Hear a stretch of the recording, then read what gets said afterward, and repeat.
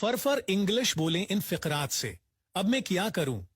What should I do now? मैं क्या कर सकता हूं अब? What can I do now?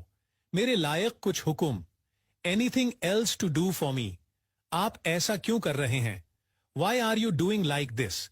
अगर तुम जाओगे तो मैं जाऊंगा। If you will go then I will गो।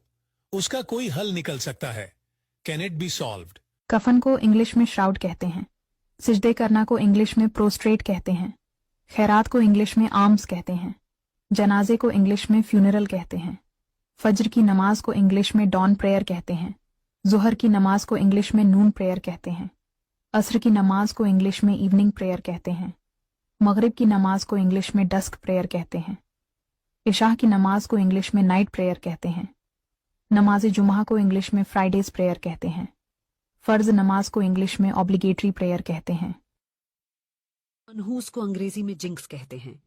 मजबूरी को अंग्रेजी में कंपल्शन कहते हैं। कामचोर को अंग्रेजी में शिरकर कहते हैं।